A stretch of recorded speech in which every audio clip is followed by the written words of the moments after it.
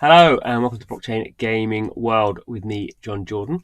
So this is going to be a bit of a different sort of video to the ones I normally do, but I think it's interesting for various reasons that I'll get onto. So as I've previously done a video about, like, a weird thing happened this week with the pricing of the small love potion that is the ERC20 token used by the game Axie Infinity. So the small love potion, you can earn it by battling axes. It's kind of a reward mechanic in the game for battling your axes, and then it has this kind of purpose, utility, I guess, as we might say.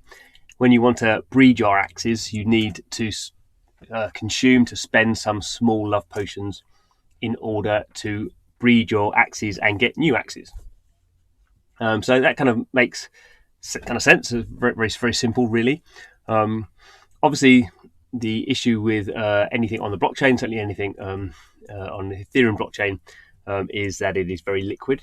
So you can, if you earn some small love potions, you can exchange them and get ETH or any other potentially any other token, and then you can potentially then go and either spend that for other things. If you have an account, you could maybe send it to your ETH to an account that you have on a DeFi dApp, and then use, if you have a credit card attached to that or a debit card, you could then go and spend it in the real world.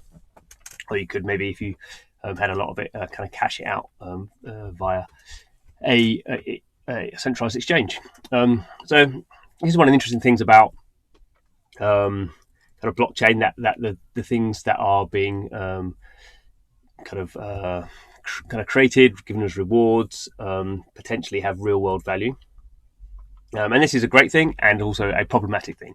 And I think that what happened to the small love potions this week kind of demonstrates that to some degree. So, and actually it's kind of crystallized a few things in my mind as well. So I should say maybe I'm naive or a innocent in this regard, but when I obviously play a lot of blockchain games, I don't have particularly a lot of assets in blockchain. I don't have a lot of kind of money in cryptocurrency particularly. I'm not particularly interested in Bitcoin as a store of value.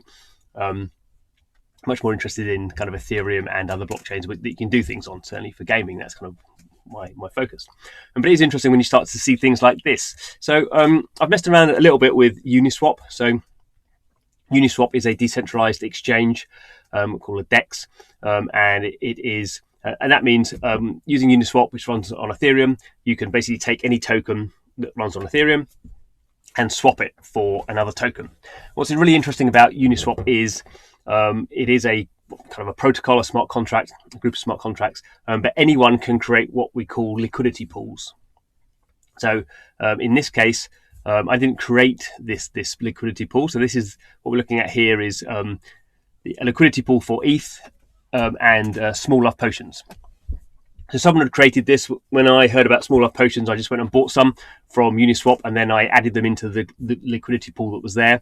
But if you wanted to, if there was no liquidity pool for some tokens, you could just go and create one yourself, and that allows people to trade in and out of it. So by having a liquidity pool, in this case ETH and small love potions, it means someone can come in with some ETH and buy some smaller potions, or someone can come in with some smaller potions and buy some ETH. And it's purely automatic. There's not, like most centralized exchanges, when you buy one Bitcoin, someone's selling you a Bitcoin. So it's like a matching, a peer-to-peer kind of matching. Every trade is matched with another person or another. Could be a bot, I suppose, but every trade is matched. In this case, for Uniswap, the clever thing about Uniswap is it works on what we call a bonding curve. So it doesn't really bother about what the price is. The price is just set by the activity that happens on there. It gets quite complicated. I'll go into a bit of the complexity. I wouldn't say I fully understand it, but what's interesting is the reason that you would want to put your tokens in a liquidity pool, you might want to do that at least, is you earn some fees. So when people trade in and out of these liquidity pools, you get effectively the fees, very small percentage. I think it's 0.3% on Uniswap. And the people who have provided the tokens obviously gain that as a kind of reward for providing this service. So not really thinking about it very much. Months ago, I bought some small love potion, a small amount of small love potions, and put them in a liquidity pool. I can't even remember how much it was. I think it was something ridiculously small, like probably $50 worth. So I put $50 worth of small off potions and $50 of ETH into this liquidity pool. I think at that point I had 7% of the liquidity pool, as I seem to remember. It could be wrong, and totally kind of forgot about it. I didn't really do it for money. I just did it because I was interested and I like Axie Infinity, so I thought it'd be nice to provide some extra liquidity into their pool. And actually, as I had looked at it over the last few months, I'd actually you can see this is just a basically an overview. So if you do any liquidity pool, this is from Xerion, which is like an interface, and it just shows you what's going on. So it shows you the value of the tokens you have, because obviously in this case I've got ETH and small off potions in there. My total lifetime return, so it's showing me how much I've made. So it's looking like actually that's $1,400. So maybe I had a bit more in there. So maybe I had $200 worth in there. So that's my return, is this. And then what's interesting is, and this points out how much of the liquidity pool that I have.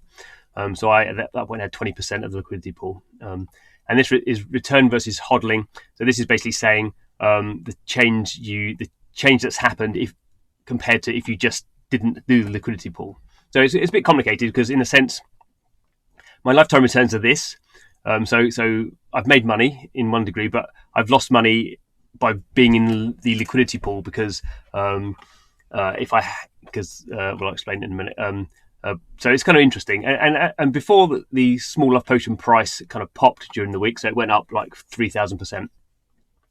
I'd been losing money, so my total lifetime returns was down. So basically the price of small off potions had gone down from the 6 months to which I've been holding it, and also the returns had gone down because it wasn't a very active pool, so I wasn't earning much tokens, much kind of fees.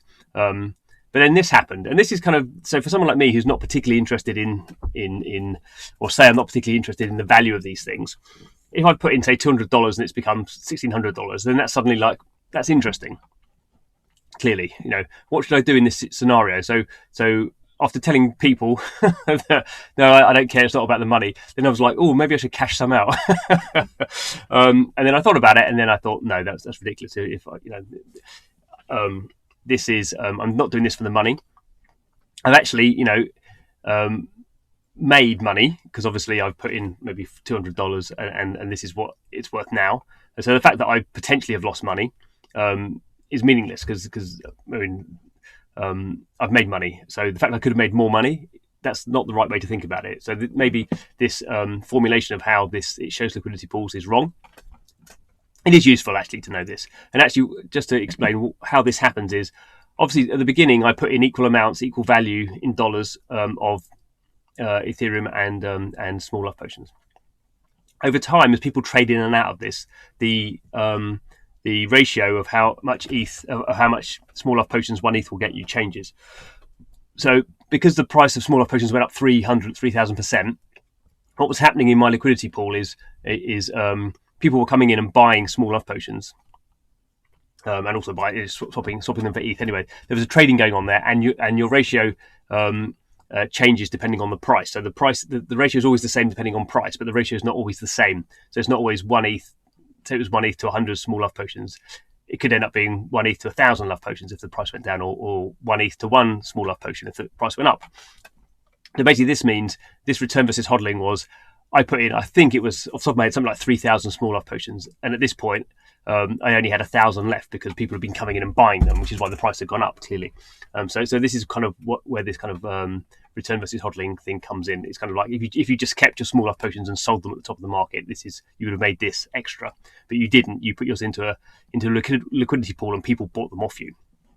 Okay, kind of what happened after that was, so we can see here that the previous slide was at the peak of what was going on there. We can see how now the price of small off potions, it actually went up to getting on for $20, and then came down very quickly. So now it's kind of coming down. We can see what's happening. So I've in some ways I've lost $400, over $400. My share of the liquidity pool is roughly the same. But this has gone down, and the amount of return has kind of gone down as well. And then this is what I took one this morning to do this video, and we can see here we've come down to some sort of kind of still not normality. I've made supposedly made $600. This is obviously if I pulled out my liquidity and sold it all off, this is what would happen. It's kind of interesting for liquidity pools, because what kind of happens is if I pulled all my liquidity, 21% at that point, then there'd be less liquidity in the Uniswap pool. So I'd kind of cashing in and taking away a lot of the common good. The whole point of having a liquidity pool is because, to some degree, the reason the price went up so much was there was enough liquidity in there to deal with the trading. So I'm not removing any of this, just to make that clear. And I don't really care if it goes down to minus again. But it's interesting, I think, to be in this kind of scenario and think about how or kind of about why you're doing things. So I did not buy small life potions to make money. I think everyone's very surprised. It was just some random people just decided they wanted to kind of pump it up. So some people have made money out of it. Good luck to them. So a lot of people have probably lost money by trying to catch a rising market. They should learn that you can't do that. But I think for all of us, for those of us who are kind of more certainly into the kind of the game space of it, there'll be plenty of time to make money if that's your thing. You don't have to do these clever things and catch rising markets and sell at the right price and all the kind of trading nonsense that goes on and has gone on for centuries with shares and any other asset class. To some degree, the psychology around crypto is no different to that sort of stuff. The liquidity and the volatility is certainly different. But for me, this has kind of crystallized my thinking that I'm not doing it for that. Which is, I don't think anyone should pat me on the back. Other people will have totally different ways of thinking about how they are approaching blockchain games and blockchain assets. But for me, it's kind of crystallized the fact that I've still made some money. Well, if I sold it off, I'd still make some money. Obviously, if I do make money, I'm well aware that I have to pay tax on it still. Just because it's blockchain doesn't mean I don't pay tax on it. So I'm in the UK. I would pay 20% capital gains tax on anything. So you don't get in this life. There's death and taxes. We all know, and that's the same. So, but the reason I'm doing this is not for the money. The reason I'm doing this is to, in this case, promote games like Axie Infinity, and help them get gain more audience. And it's actually one of the nice things, one of the good things about this kind of potentially this pump and dump on small life potions is that actually a lot of people have started playing Axie Infinity. So Axie Infinity daily usage is at an all-time high. Last time I looked, it was well over 1,000, I think 1,100 daily active unique wallets. Normally at this point, it's been about a couple of hundred. So that will be interesting if this kind of has a indirect consequence of promoting Axie Infinity. And of course, by being now 21% of this liquidity pool, I will earn very small amounts of money as people trade into it. So that's fine. It is a win-win. It doesn't have to be someone wins loads, and obviously in that kind of trading scenario, it's a zero-sum game because if I'm selling my tokens at the top of the market, someone's buying them at the top of the market. So just a different way of thinking about it, I guess. I hope that was interesting. Probably just me rambling. But anyway, if you like this sort of stuff, if you like rambling, please subscribe to the channel. I'm into blockchain games and trying to understand them better. So if you are trying to do that as well, please do subscribe. But thanks for watching this one and hope to see you again soon.